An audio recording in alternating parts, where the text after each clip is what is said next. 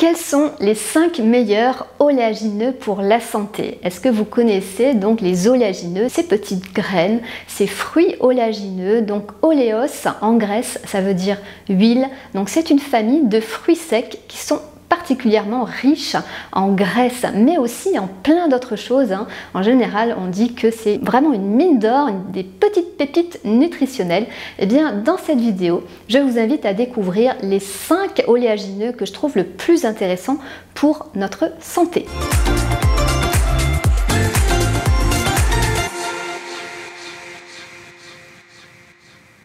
Alors bien sûr, tous les oléagineux, ça a un index glycémique très bas, donc très peu d'impact sur la glycémie, même si certains peuvent avoir une teneur en glucides un petit peu élevée, de l'ordre de entre 20 et 40% à peu près, ça dépend des oléagineux, mais ça a un très faible impact sur la glycémie, donc aucun problème, même si vous avez du diabète. Le premier oléagineux que je trouve vraiment très intéressant pour notre santé et notre bien-être et que je consomme très souvent, c'est les noix de Grenoble. Donc les noix sèches, qu'est-ce qu'il y a d'intéressant dans les noix? Eh bien, comme dans tous les oléagineux, il y a une bonne proportion de protéines végétales, de fibres également, et puis beaucoup de minéraux, du potassium, du phosphore, du calcium, du fer, du magnésium, etc. Et puis, qu'est-ce qu'il y a vraiment de spécifique dans les noix de Grenoble? C'est leur apport en oméga 3. Les oméga 3, donc c'est un type de graisse qui sont vraiment importants pour notre santé, pour la santé de notre cerveau, pour la santé de notre système cardiovasculaire, et en général les oméga 3 on n'en consomme pas suffisamment. Le problème c'est que quand on n'en consomme pas suffisamment, ces oméga 3 ils ont une action anti-inflammatoire et on consomme trop d'acides gras de type oméga 6 qui eux ont une action pro-inflammatoire. Ce qui fait que comme on n'en consomme pas suffisamment d'oméga 3 et trop d'oméga 6, eh bien on a ce qu'on appelle une balance déséquilibrée. Et les oméga 3 n'arrivent pas à exercer leur effet anti-inflammatoire. Donc consommer suffisamment d'aliments riches en oméga 3 tels que des noix de Grenoble, ça peut permettre de rétablir l'équilibre, d'avoir suffisamment d'apport en oméga 3 pour que ceux-ci puissent s'exprimer et exprimer leur effet anti-inflammatoire dans l'organisme. Donc c'est important d'avoir ces fameux oméga 3 et consommer régulièrement des noix, ça peut permettre de couvrir efficacement vos besoins quotidiens en acides gras oméga 3. Alors, quelle quantité de noix de Grenoble consommer chaque jour? Donc, on n'est pas obligé d'en consommer tous les jours parce qu'il y a d'autres aliments qui apportent des oméga 3, je vais vous en parler tout à l'heure, mais si vous en mangez, on peut en manger entre 3 et 5 unités par jour. Alors, comment les consommer ces noix? Eh bien, on peut les manger telles quelles lors d'une collation, associée à un yaourt, un fromage blanc ou un fruit frais ou une compote. On peut aussi bien sûr les intégrer dans une salade verte, une salade de crudité comme vous le souhaitez.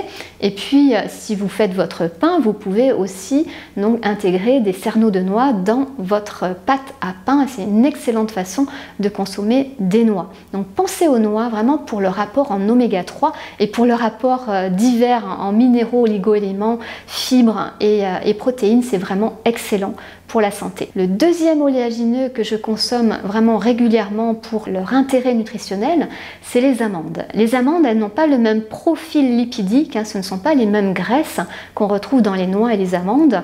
Les noix, c'est les oméga 3. Les amandes, c'est plus des graisses de type monoinsaturé, ce qu'on appelle les oméga 9. Les oméga 9, c'est aussi un type de graisse qu'on va retrouver dans l'huile d'olive, par exemple. Et c'est un type de graisse dont on a besoin en quantité importante. Donc les amandes, c'est vraiment très bien pour la protection cardiovasculaire particulièrement. Qu'est-ce qu'il y a d'autre d'intéressant dans les amandes? Eh bien, elles apportent une bonne quantité de calcium. Alors, rien à voir avec certains autres produits laitiers comme les fromages, surtout qu'on ne mange pas 100 g d'amandes comme on mange 100 g de yaourt ou de fromage blanc, mais ça participe à la couverture de nos besoins. Donc, pensez aux amandes si vous manquez de calcium pour compléter vos apports en calcium. Quelque chose d'autre d'intéressant avec les amandes, c'est qu'elles ont une texture assez dense. Donc quand vous mangez des amandes, vous devez bien mastiquer. Et ça permet de vous rassasier. Ça a un effet un petit peu coupe-faim. Donc en cas de petit creux, une dizaine d'amandes avec un fruit frais, par exemple avec une pomme ou avec quelques prunes ou avec une poire, eh bien ça permet vraiment de calmer les petits creux.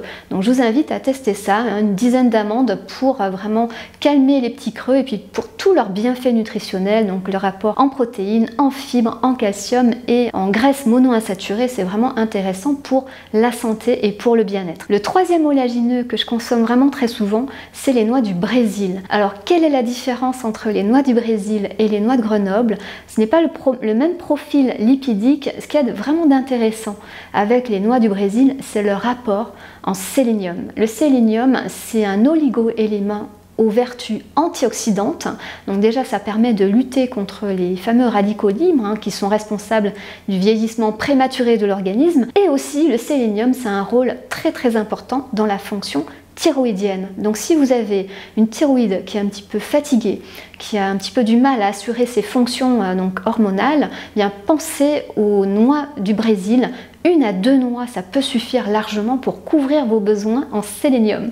Donc pensez-y, ça peut vraiment être intéressant et on peut en manger tous les jours. Le quatrième oléagineux que je consomme vraiment très souvent, c'est un petit peu différent, ça fait partie des graines oléagineuses, c'est les graines de chia. Les graines de chia, elles sont vraiment très intéressantes d'un point de vue nutritionnel. Elles sont riches en protéines, elles sont riches en fibres solubles, donc rassasiantes. Elles ont un index glycémique faible, elles sont très riches en calcium, beaucoup plus que les amandes, donc ça peut vraiment être très intéressant. Elles apportent également du fer et du magnésium et en plus elles apportent, comme les noix, les fameux oméga 3. Donc ça peut vraiment être intéressant de consommer des graines de chia au quotidien. J'ai déjà réalisé une vidéo sur les graines de chia où je vous parle donc de comment les consommer, dans quelle préparation les intégrer et leurs atouts nutritionnels. Donc en résumé, comment je vous invite à consommer les graines de chia, c'est de les réhydrater. Pourquoi? Parce que si vous les saupoudrez sur une préparation, sur des crudités ou des plats chauds, elles ne sont pas réhydratées et le problème c'est que ça peut rester coincé entre les dents, ou ça peut rester coincé en bas de l'œsophage. Là, ça peut se réhydrater avec donc la salive ou avec donc les sucs digestifs. Et là, ça peut faire un bouchon ou ça peut faire mal au niveau des dents. Donc c'est pour ça que je vous invite de préférence à les réhydrater, donc à les intégrer par exemple dans un porridge ou dans un dessert pour les consommer. Et enfin, le dernier oléagineux que je consomme régulièrement, c'est les graines de lin. Les graines de lin, elles sont particulièrement intéressantes, comme les noix, pour leur apport en acides gras oméga 3. Donc elles sont encore plus riches en oméga 3 que les noix. Leur spécificité, c'est qu'elles sont recouvertes d'une écorce qui est très dure, qui est donc trop dure pour les enzymes digestives. Et si vous voulez profiter de leurs bienfaits, donc des bienfaits nutritionnels des graines de lin, vous devez, avant de les consommer, les broyer ou les mixer. Si vous les consommez telles quelles, elles vont ressortir telles quelles et vous n'allez pas du tout bénéficier de leur atout nutritionnel, donc apport en oméga 3, en fibres, apport en protéines, en calcium, en fer, en magnésium, etc. Vous pouvez les ajouter sur une assiette de crudité,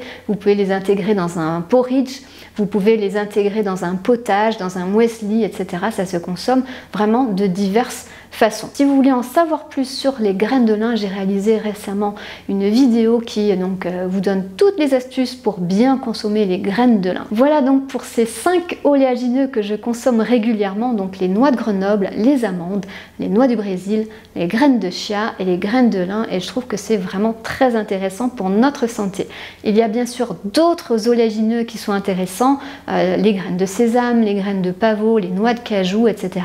Et je pense que l'idée, c'est peut-être de varier, parce que ce qui fait l'équilibre, c'est aussi la variété.